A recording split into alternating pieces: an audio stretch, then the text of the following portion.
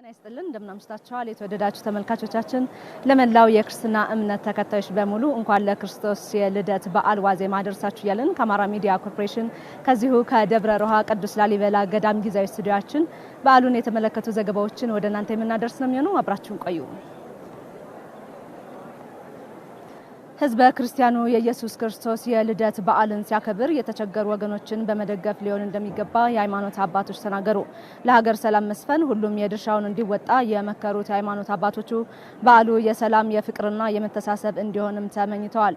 ዘገባው የበለጠ ጥላሁን ነው። አበባ መኳንንት ያቀርበዋል።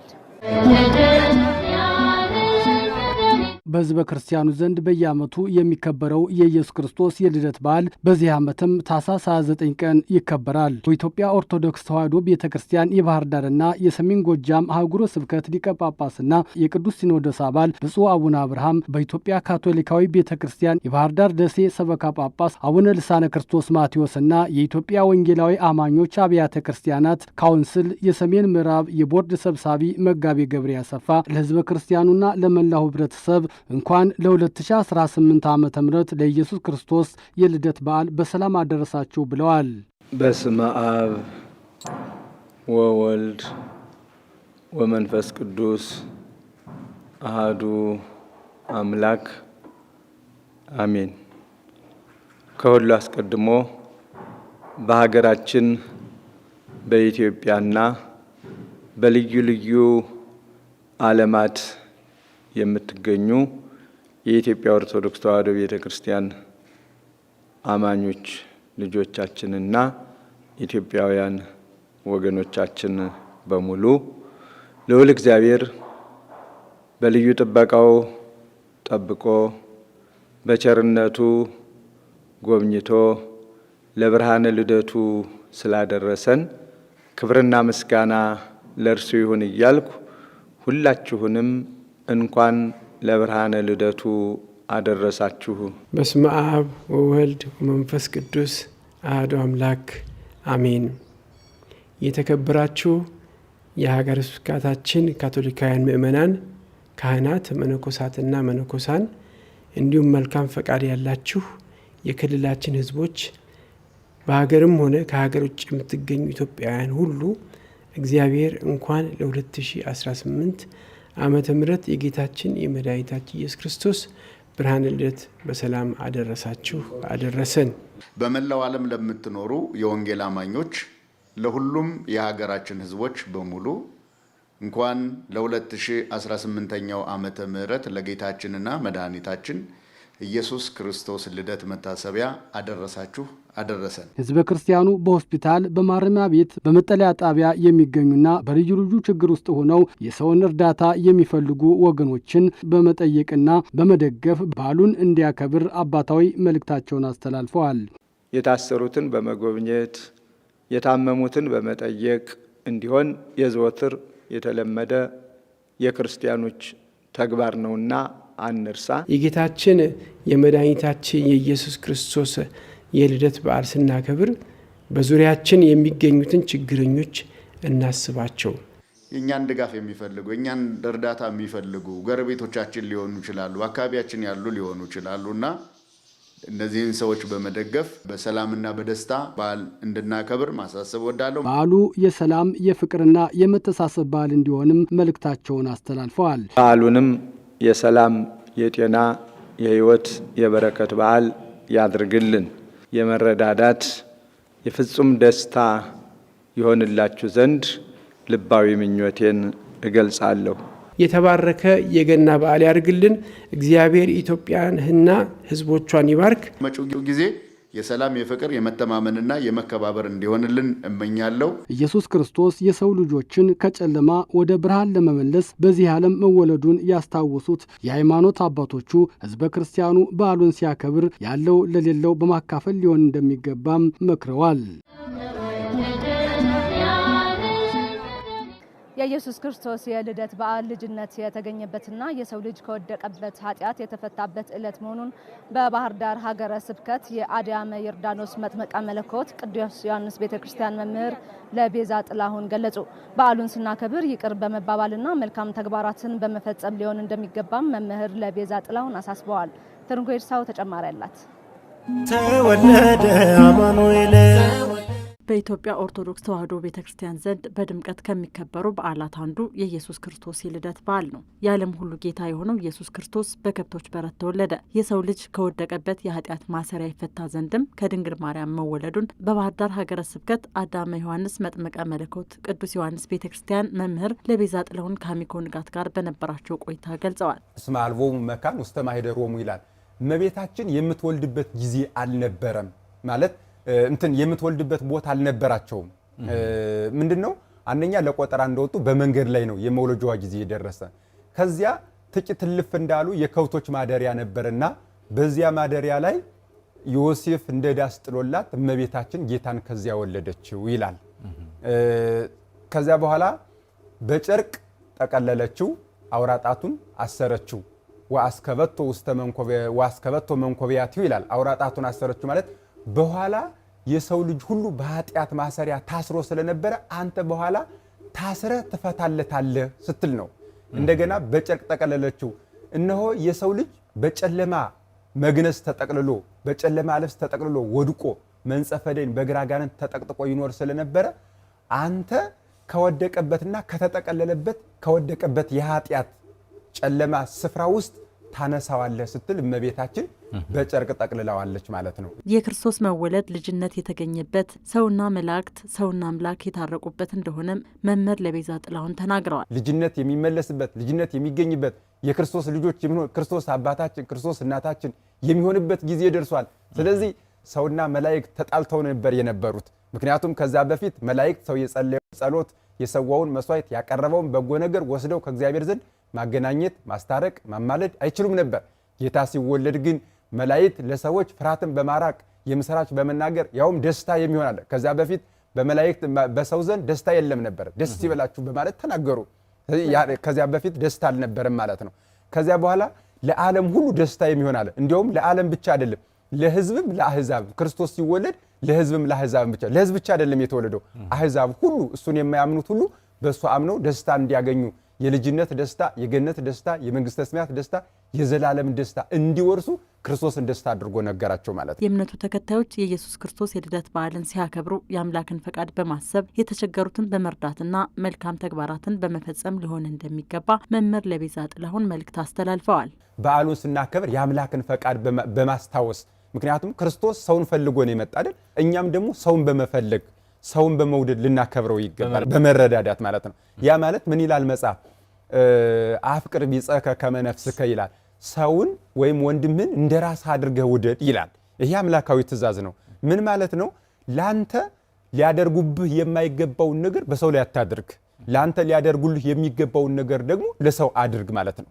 ስለዚህ እኛም ደግሞ ሰው የሆነውን ሁሉ በመውደድ ሰው የሆነውን ሁሉ በማክበር ሰው የሆነውን ሁሉ በመፈለግ ለተጠሙ ሰዎች ለጉሮሯቸው ውሃ፣ ለተራበ ሆዳቸው ምግብ፣ ሐሳብ ላጡ ሰዎች መልካም ሐሳብ፣ ጊዜ በመስጠት ፍቅርን በመስጠት በማክበር ይቅርታ በማድረግ ክርስቶስ እኛን ይቅርታ አድርጎልን ስለመጣ ለሰዎች ሁሉ ይቅርታን በመስጠት በአጠቃላይ ሰው የሆነውን ሁሉ ፍጥረት በመውደድ በዓሉን ብናከብረው የደመቀ ይሆናል።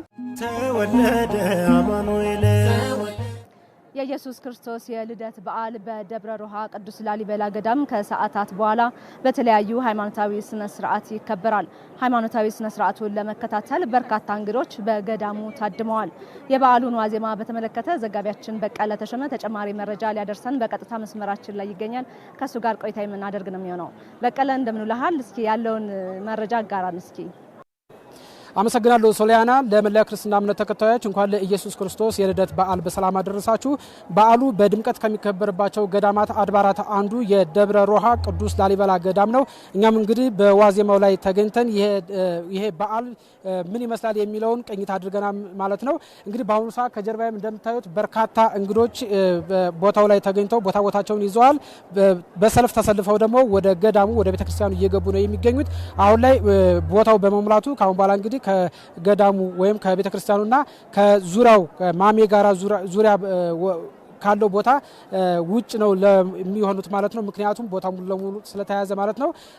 ከዚህ ጋር ተያይዞ እንግዲህ በዓሉን ከሚያደምቁት ነገሮች ውስጥ አንዱ ከሃይማኖታዊ ስነ ስርዓቱ ባለፈ የባህላዊ ጨዋታው ነው። እንግዲህ በአካባቢው ያለው ማህበረሰብ ከህፃን እስከ አዋቂ ባህሉ ሳይበረዝ አምላካቸውን በተለያዩ ባህላዊ ጨዋታዎች ሲያመሰግኑ የተለየ ድባብ ነው የሚፈጥረውና ይህንን ደግሞ እኛም አስተውለናል ማለት ነው። የሀገሩ ውጭ ጎብኚዎችም እንግዲህ በዚህ በስፍራው ተገኝተው የዋዜማው ስነ ስርዓት ለመከታተል ቦታቸውን ይዘው አይተናል ማለት ነው። ቦታ ለመያዝ እንግዲህ ጥበት ስላለ ከጧት ጀምሮ እኛ በቦታው ተገኝተን ነበርና ቦታ ለጧት ከ2 ሰዓት አካባቢ ጀምሮ የሚይዙ እንግዶችን አይተናል ማለት ነው። እንግዲህ ከዚህ በመቀጠል እንግዲህ በጣም የተለየ የሚያደርግ በባህላዊ ጨዋታ አምላካቸውን ሲያመሰግኑ የተለየ ድባብ ይፈጥራል ማለት ነው። ይህን ደግሞ አሁን ላይ እኛም ተዘዋውረን አይተን ነበረ። ማህበረሰቡን በባህላዊ ጨዋታ አምላካቸውን ሲያመሰግኑ ሲያወድሱ ተመልክተናል ማለት ነው። እንግዲህ የዋዜማው አሁን ላይ ከ1 ሰዓት ተኩል በኋላ ከደቂቃዎች በኋላ የሚጀመር ይሆናል ማለት ነው። ከ1 ሰዓት ተኩል ጀምሮ እስከ 10 ሰዓት የማህሌት ስነ ስርዓቱ ይካሄዳል። ማህሌቱ እንዳለቀ ደግሞ የቅዳሴ ስነ ስርዓት ይካሄዳል ማለት ነው። ቅዳሴው እንደተጠናቀቀ 12 ሰዓት ተኩል እስከ 2 ሰዓት ተኩል በጉጉት የሚጠበቀው በማይዳሰሱ የዓለም ቅርሶች ውስጥ ለማስመዝገብ በሂደት ላይ ያለውና በደብረ ሮሃ ቅዱስ ላሊበላ አሁን ላይ መለዮ እየሆነ ያለው የቤዛ ኩሉ ዓለም ስነ ስርዓት ይፈጸማል ማለት ነው። ይሄ የቤዛ ኩሉ ዓለም ስነ ስርዓት ከ11ዱም አብያተ ክርስቲያናት የተውጣጡ ካህናት ልብሰ ተክህኗቸውን ለብሰው አሁን ካለውበት ማሜ ጋራ ከተባለው ላይ ዙሪያውን በመሆን ከላይና ከታች በመሆን አምላካቸውን ያመሰግናሉ ማለት ነው። እንግዲህ ይሄ ደግሞ መላእክት ከሰማይ የሰው ልጅ ከምድር ሆኖ ፈጣሪያቸውን እንዳመሰግኑት ሁሉ በዚህ በደብረ ሮሃ ቅዱስ ላሊበላ ገዳምም ካህናት ከላይና ከታች በመሆን በትዕይንት አምላካቸውን ሲያመሰግኑ ወይም ደግሞ የሰውና የመላእክትን ምሳሌ በማድረግ በቀጥታ የሚተላለፍ ይሆናል ማለት ነው። ይሄ ትዕይንት እንዳለቀ ደግሞ ከ2 ሰዓት ተኩል እስከ 3 ሰዓት ሃይማኖታዊ ትምህርት ይሰጣል ማለት ነው። ከዚህ በመቀጠል ደግሞ የፌዴራልና የክልል እንግዶች ይገኛሉ ተብሎ ይታሰባልና እነዚህ እንግዶች ደግሞ የራሳቸውን መልእክት ካስተላለፉ በኋላ የፕሮግራሙ ማጠቃለያ ይሆናል ማለት ነው። እንግዲህ የአማራ ሚዲያ ኮርፖሬሽንም በቀጥታ ከዋዜማው ጀምሮ የነገውን ፕሮግራም በተለያዩ አማራጮች ለአድማጮች ለተመልካቾችና ለአንባቢያን የሚያደርስ ይሆናል ማለት ነው። አመሰግናለሁ። በቀለ ለመረጃዎች አመሰግናለሁ። ወደ ቀጣዩ ዘገባ አልፋለሁ። ህዝበ ክርስቲያኑ የኢየሱስ ክርስቶስን የልደት በዓል ሲያከብር ከክርስቶስ የተማረውን ትህትናና አገልጋይነት በመላበስ ሊሆን እንደሚገባ የቅድስት ኪዳነ ምሕረት ካቶሊክ ቤተክርስቲያን ቆሞስ አባ ፍሬ ሕይወት ገብረ መስቀል ተናገሩ። በዓሉን የተቸገሩ ወገኖችን በማሰብና በመደገፍ ማሳለፍ እንደሚገባ አባ ፍሬ ሕይወት ገብረ መስቀል አሳስበዋል። ትርንጎርሳው ተጨማሪ አላት። በኢትዮጵያ በየዓመቱ ከሚከበሩ ሃይማኖታዊ በዓላት አንዱ የኢየሱስ ክርስቶስ የልደት በዓል አንዱ ነው። በካቶሊካዊት ሃይማኖት ተከታዮች ዘንድም በዓሉ ይከበራል። የኢየሱስ ክርስቶስ የልደት በዓል እግዚአብሔር አምላክ ራሱን ዝቅ አድርጎ እኛን የታረቀበትና ዳግም ልጆቹ ያደረገበት ዕለት በመሆኑ ካቶሊካዊት ቤተክርስቲያን በልዩ ሁኔታ ታከብረዋለች ሲሉ የቅድስት ኪዳነ ምሕረት ካቶሊክ ቤተክርስቲያን ቆሞስ አባ ፍሬ ሕይወት ገብረ መስቀል ገልጸዋል። የጌታችን ኢየሱስ ክርስቶስ የተወለደበት የልደት በዓል ካቶሊክ ቤተክርስቲያን ከምታከብራቸው ትላልቅ በዓላት አንዱ ነው። ምክንያቱም እግዚአብሔር አምላካችን ከኛ ከልጆቹ ጋር ራሱን ዝቅ አድርጎ ዳግም እኛን የታረቀበት፣ ምክንያቱም በአዳም ኃጢአት ምክንያት ርቀን የነበርን እኛን በልጁ በጌታችን ኢየሱስ ክርስቶስ ዳግም ልጆቹ ያደረገንና ከኛ ጋር ራሱ እግዚአብሔር አምላክ ከኛ ጋር መሆኑ በሙላት የተገለጸበት ትልቅ በዓል ነውና ስለዚህ ይህንን በዓል ካቶሊክ ቤተክርስቲያን በታላቅ ድምቀት ነው የምታከብረው። እሱን ልደት በምናከብርበት ጊዜ አምላክ ራሱን ለኛ ለልጆቹ አሳልፎ የሰጠበት ነው። ራሱን ዝቅ አድርጎ በበረት የተወለደበት በእመቤታችን በቅድስት ድንግል ማርያም ስጋ ለብሶ በበረት ላይ የተወለደበትና ራሱን እጅግ በጣም ዝቅ አድርጎ የገለጸበት ትልቅ በዓል ነው። ከክርስቶስ የምንማረው ትህትናና አገልጋይነት ነው ያሉት አባ ፍሬ ሕይወት ገብረ መስቀል በዓሉን ስናከብር ድጋፍ የሚሹ ወገኖችን በማሰብና በመጠየቅ መሆን አለበት ሲሉም ተናግረዋል። ክርስቶስን የተከተለ ክርስቲያን እንግዲህ ክርስቶስን ለመምሰል መጣር መቻል አለበት። አምላክን ለመምሰል ፍጹሞች አይደለንም፣ ድካም ይኖራል። ግን በዋናነት እንግዲህ እግዚአብሔር አምላክ እያንዳንዳችንን በልጁ ወዶናል፣ ልጆቹ አድርጎናል። ያ ደግሞ መገለጫ እሱ እንድንመስል እግዚአብሔር እኔ ፍጹሞች እንደሆንኩ እናንተም ፍጹማን ሁኑ ነው ያለው። እሱ ያደረገውን እኛ እንድናደርግ ይፈልጋልና እሱ ዝቅ ብሎ ብዙ ጊዜ በወቅቱ በዚያን ጊዜ በስጋ በመላለስበት በዚች ምድር ላይ በጣም የበታቾቹን በማህበረሰብ የተናቁትን የተገፉትን ነበር ሲያቅፍ የነበረውና ስለዚህ እንደ ክርስቲያን ማህበረሰብ እንደ ካቶሊክ ምእመናንም በተለይ ችግርተኞችን ካለው በማካፈል ምናልባት እኛ በደንብ ከአቅም በላይ በዓልን ደግሰን በምናሳልፍበት ጊዜ ምንም መጥተው የሚቸገሩ ወገኖች ይኖራሉ። እነሱን በማሰብ እነሱን በመጠየቅ አብሮ በደስታ በማሳለፍ በዚህ መልኩ ማሳለፍ እንዳለባቸው ነው ለምእመናኖች መልእክት ማስተላለፍ የሚፈልገው። በዓሉ የሰላም በዓል እንዲሆን መልካም ምኞታቸውን ገልጸዋል። የእግዚአብሔር ጸጋ የእግዚአብሔር ስጦታ ነውና በእግዚአብሔር ጥበቃ ነው ሁላችን ለዚች የደረስነውና ስለዚህ በዓል በበለጠ ደግሞ ከሱ ጋር ሆነን እሱም እናስተሰድበት አገራችንም አሁን ያለው የወቅት ሁኔታ እንግዲህ በበለጠ ተሻሽሎ ሰላም ሰፍኖ ሰዎች በነጻነት ገብቶ የሚወጡበት የሰላም በዓል እንዲሆን ምእመናንም ህዝብም ሁሉ እግዚአብሔር በሚፈልገው መልኩ እግዚአብሔርን የሚያስደስት መልካም ነገር ሰርቶ ማሳለፍ እንድችል የእግዚአብሔር ጸጋ ከሁሉም ጋር እንዲኖር እመኛለሁ። የኢየሱስ ክርስቶስን የልደት በዓል በድምቀት ለማክበር የተለያዩ የግብርና ውጤቶችና ለእርድ የሚውሉ እንስሳት ለገበያ ይቀርባሉ። ከነዚህም ውስጥ አንዱ የሆነውን የዶሮ ገበያ በባህር ዳር ከተማ ምን እንደሚመስል ተዘዋውራ የተመለከተችው ባልደረባችን ትስታ መኮንን መረጃዎችን አድርሳናለች። ተከታትለን እንመለስ።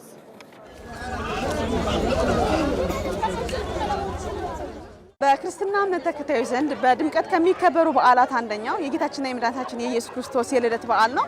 ማህበረሰቡም በዓሉን ሲያከብር በአብዛኛው ስጋ፣ ዶሮ፣ እንቁላል ይጠቀማልና እኛም እዚህ ቀበሌ 4 አካባቢ ተገኝተን የዶሮ ገበያው ምን እንደሚመስል ቅኝት ልናደርግ ወደናል። አብራችሁን ሁኑ። እናት የዶሮ ስንት ነው? የፈረንጅ ነው ያመሻል? ያፈሻል። ዶሮ ስንት ነው እናቴ? ስንት ነው? ይሄኛው 1500 መጨረሻው 14000 ተወዶ አስቴት ያርጋች ጉጥ ነው እኮ ጉጥ ነው። በይ ይሄኛው ያበሻ ስለሆነ 1500 ብር የሚሸጠው። ኑሮ በጣም ጭማሪ ያለ ወረዳ ሀገር የሚገዛበትን በጣም ጨመር ያለ ነው። ከበፊቱ ከእንቁጣጣሹ አሁን ግዢውም ትንሽ ጨመር ያለ ነው። ከአመት ከአመት እየጨመረ ነው የሚመጣ። አሁን 1000 ብር የሚገዛው ዶሮ 1300 ብር 1400 ብር የሚገዛ ሌላ ሀገር። አሁን ከፍተኛ 1500 ብር 1600 1700 አለ። ዝቅተኛ 1200 ብር 1300 ብር። ይሄ ዋጋው 1600 ብር መጨረሻው። በጣም ውድ ነው። ምክንያቱም እስካሁን በአብዛኛው ሰው ተጠቃሚ የሚሆነው በፋሲካና የዘመን መለወጫ ነበር። አሁን ሰው የዶሮ ተጠቃሚ ሆኗል መሰለኝ። ዛሬ ሰው ይገዛል ብዬ አልገመትኩም ነበር፣ ግን በአብዛኛው ገዣ አለ። ዶሮ ደግሞ በጣም ውድ ነው። ሊሸጥ ነው የመጣው። ከወረዳ ላይ እየተረከብኩ ነው የሚሸጠው። 50-100 ዶሮ ተረክቤ ነው የመጣው። እዚህ ሁሌ ሻጭ ነኝ። ባዛርም ገብቼ ነበር። ደህና ነው። ከወትሮው ትንሽ ለየት ያለ ነው የዛሬ ገበያው። ደህና ነው። ትንሽ በፊት የስጋ ነው እንጂ ዶሮ ብዙም አይደልንም ነበር። አሁን ግና ከተለየ ትንሽ ወደድ ያለ ነው ዛሬ። ምክንያቱ ወረዳ ላይ አሁን በችግሩ ምክንያት ግባት የለም፣ የመንገድ መሰናከል ምናምን ስላለ በዛ የተነሳ ነው ትንሽ ሳሳ ያለው። አንዴ ይዘጋል መንገዱ፣ አንዴ ይከፈታል። ከዛ አንጣር ነው እንጂ ደህና ነው ግባት። 900 ዝቅተኛው፣ ከፍተኛው 1500 እስከ 700 ነው እየሸጥን ያለ። ሴቶች ራሱ 900 ብር ነው እየሸጥን ያለ እና ይሄ ከግባቱ የተነሳ ነው፣ መንገድ ከመጨናነቅ ከመዘጋጋት የተነሳ ነው እንጂ ከዛም በታች ነው የነበር። ሴት ዶሮ ከ600 ብር በላይ አይደለም። አሁን ግን 950 ሁሉ እየተሸጠ ነው፣ አንድም እየተሸጠ ነው። የዶሮ ገበያውን ተዘዋውረን ለመመልከት ሞክረናል። የግብአት ሁኔታውን ስንመለከተው ግብአቱ የሳሳ ነው። ዋጋውን ስንመለከት ደግሞ ዝቅተኛው 1000 ብር፣ ከፍተኛው ደግሞ ከ1600 ብር በላይ እንደሆነ ተመልክተናል። እንግዲህ ገዢዎችም ሻጮችም እንዳነጋገር ናቸው የዋጋ ሁኔታው ካለፈው የጊዜ ሁኔታ ጋር ሲወዳደር ይሄ ዓመት ውድ እንደሆነ አስተያየታቸውን ሰጠውናል።